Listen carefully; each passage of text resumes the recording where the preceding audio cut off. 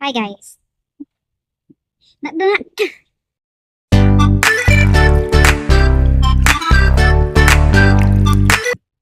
Hi guys! Naranasan niyo na bang makareceive ng ganyang message?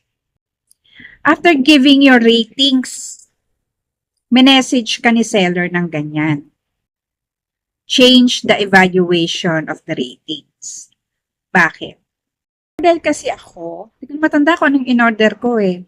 Basta, ang natatandaan ko sa message na yan is parang nainis ako kasi bukod sa kulang na yung pinadala sa akin, is may sira pa yung isa sa mga item na ibinigay sa akin. So, ang binigay ko yatang rating is 3. So, kapag nagbigay ka ng 3 stars, ibig sabihin nun poor. At hindi maganda yung pinadala sa yung seller.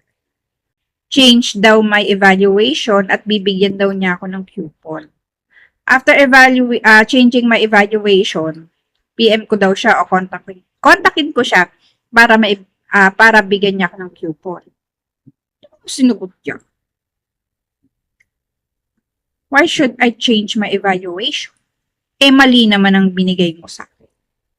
Kulang, may damage pa. So, hindi ko change yung evaluation ko. I stick to my first evaluation na poor. 3. 3 stars lang. Kasi kung mag-change ka ng evaluation at pagbibigyan mo yung seller na ganyan, mamimihasa yan.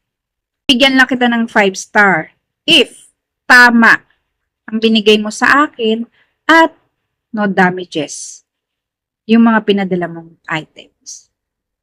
Doon lang kita bibigyan ng 5 star at hindi mo ko madadaan sa coupon.